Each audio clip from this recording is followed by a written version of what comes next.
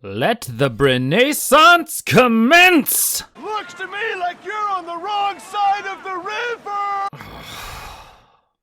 Son of a... Welcome to A Tough Act to Follow. I'm Preston, aka the Ploominator, and I will be your treasure-seeking adventurer here to help you find the deepest secrets locked away in the Hollywood desert. And before I get started, I wanted to make sure that everyone is getting the full experience of the Ploomination, so be sure to share, like, and subscribe. And check out my Patreon for even more content. Links below. It is no secret that we often go through periods of renewed excitement over certain Hollywood careers, and I for one can say that while we've had previous actor sances, there is no one I am more excited to see back on our screens than Brendan Fraser. Because the rise, fall, and return of Brendan Fraser is a strong reminder that Hollywood has its own sad stories and that bad things can happen to good people who do the right thing. So we're taking some time to speak on behalf of an actor who never should have fallen out of the spotlight, and is most certainly a welcome recipient of the title of A Tough Act to Follow.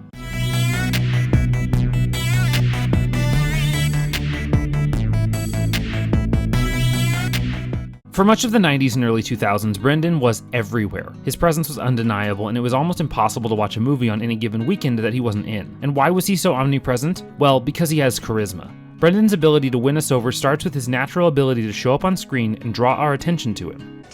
Everything here absolutely screams Elliot Richards. Actually, most of the screaming takes place in the bedroom.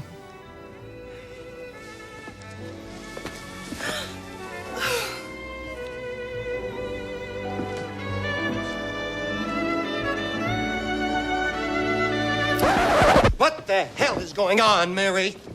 And while charisma comes in many forms, it actually works really well for Brendan because he can mold into many different forms whenever he needs to, whether they be suave, naive, cheeky, witty, or silly. And the combination of these forms is what allows him to continue to hold our attention, because no matter how much the style of the films or the demands of the roles change, Brendan is able to consistently match those demands. That would be tremendous. All right, well, God. I should get dressed. I can't wait.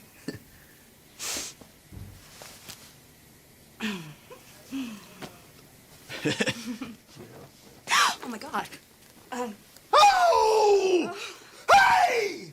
What the hell? What? Oh, God, there's just... Hey! There's just... Damn! Oh, heck! But this charm isn't all bombast either. It has to be rooted in taking the time to really think and keep the performances small when they need to be. For someone who is sort of known for his almost cartoonish antics at times, Brendan is actually quite an introspective actor when it comes to his work. And you can often see him thinking and observing as different things come to him. Really a stroke of luck for me. You know, you're one of the few correspondents who has a reputation of actually going out into the field to see what's happening. Not anymore. Besides, I have never thought of myself as a correspondent. I am just a reporter. I offer no point of view, I take no action, I don't get involved. I just report what I see. But you must have an opinion. Even an opinion is a form of action. Still, I'd really appreciate it if you could take the Pyle time was to- hungry for everything I could tell him about Vietnam and her fight for independence. The reason this stands out is that Brendan doesn't even need to speak to compel us. There is almost a greater power in the act of not saying something than in saying something. And Brendan's moments of quiet observation are so genuinely interesting that you can't help but want to see what's inside his mind. Even when he speaks, the thoughts are still racing. You didn't come up to check your medical team. Joe Tunney sent you, right? Little intelligence work.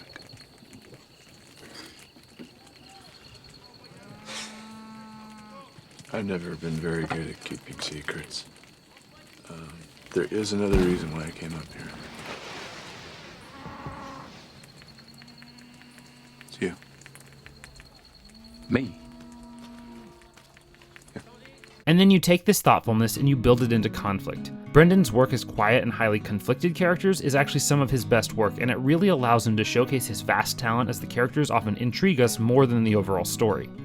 And 4 to a bed. And a privy out back in the alley. Are you also from the slums, Mr. Boone? We weren't rich, but we weren't poor either. No, well, you were middle class. Like all Americans. Well, I don't know, I guess you could say we lived on the wrong side of the tracks. Well, in Dudley, in the north of England, there were more sides to the tracks than any American could imagine. It's in the details of a character that often they succeed or fail, and by keeping those details a bit mysterious, it helps us long to see those characters of Brendan's more as they work through their conflict. In essence, we become a companion on their journey. Brendan takes us with him, and it really helps those deep moments stand out. I am not your monster.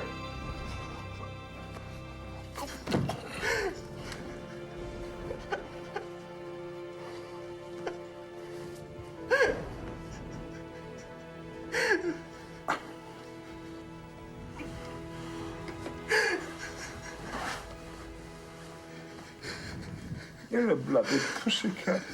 Now all of this is already intriguing, but then you put that conflict front and center, and it forces Brendan to make some very powerful choices to hide what is really going on. Often, he plays characters who have deep secrets and only reveals those when he gets backed into a corner or exposed by someone else. Something that makes this better is Brendan's ability and willingness to just confront his castmates and demand they take him seriously, even in moments which may not be completely serious.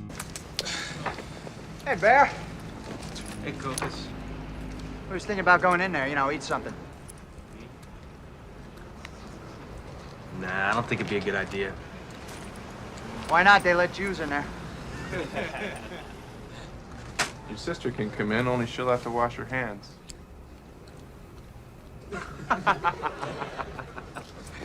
You got a Jew friend with a real smart mouth. Yeah, I guess I do. And again, he can do this all without even speaking. I know I already mentioned that before, but I have to bring it up again because he's an impressively physical actor. He's mentioned actually injuring himself numerous times for stunts from movies that he's worked on, and you can see how he commits to the full physicality of a character each and every time, even in the small moments and especially in the explosive ones. Backstabbing kite. Come on, kite! You son of a bitch! Oh, son of a bitch! Get the door. Damn it! Come on! Come on! I don't want to fight him! I don't want to fight him! Go ahead! Deny it! Go ahead! Deny it! Deny it! I don't want to fight him! My hand's through! It's through! It's a him! Come on! No! Hey! Come on! Stop it! Now we've been talking mostly about dramatic work, but the moments that are sure to make us remember Brendan are the ones where he blends that line between drama and comedy. Because Brendan absolutely knows how to present himself in a way which is both fully serious to the film and completely goofy for us the audience. He shows this off constantly and has a great awareness of how far to push that humor in order to serve the story without derailing it.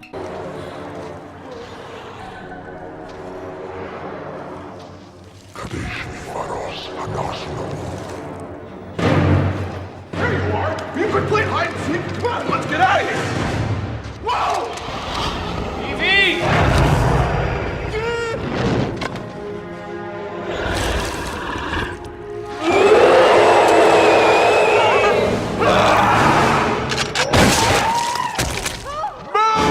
In essence, Brendan just doesn't take himself too seriously, and it serves his character because it allows them to be completely human. People aren't composed every moment of their lives, and to be truly honest, movie characters should find those humorous moments and really make them work naturally into the choices. And Brendan does this, and both the characters and the story are better served by those choices.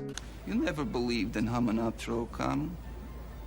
Why are you going back? You see that girl? She saved my neck. You always did have more balls than brains. Yeah. Goodbye, Benny. And this video could keep going because there are so many other reasons that Brendan deserves the renewed limelight attention he's been getting, because above all the other reasons is the fact that he's just a very genuine person who really shows everything about himself on screen. So why do we like Brendan Fraser? 1. Brendan is charming. Whether through clever wit, swoon-worthy suaveness, or bold, reckless determination, the work Brendan does on screen compels us and allows us to be drawn completely both to him and the characters he creates. 2. Brendan is introspective. Brendan's work is not always the most obvious or on the surface, but that doesn't mean the work isn't there. Brendan pulls his thoughts and feelings deep internally, and that helps motivate his characters even in the moments when he's not in the spotlight. 3. Brendan minds the details.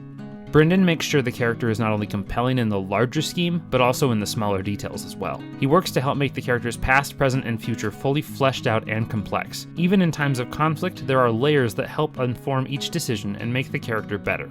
4. Brendan uses his physicality. Acting is about intentions which lead to emotions. Yes, that's true, but there are also other aspects of acting, and that includes the physical choices. Brendan allows his physicality to inform his character and isn't afraid to push himself to get a better performance. 5. Brendan allows himself to be silly. There are many moments where life is not entirely serious. By applying this to his performances, Brendan can make the characters more honest and ultimately have much more fun on set, which translates to us, the audience.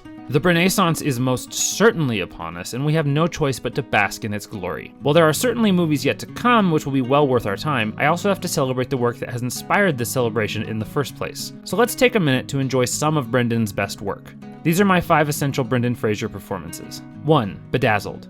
This remake of the hit 60s comedy may not quite live up to the original, but Brendan gives a myriad of phenomenal performances throughout this Faustian comedy, and the whole result is charming and funny throughout. 2. The Quiet American. Based on the novel of the same name, this story of the horrors of the Vietnam War allows Brendan to showcase a quieter performance, while still allowing his skills to come through in a heartbreaking and tragic story of how we aren't always on the right side of history. 3. Gods and Monsters.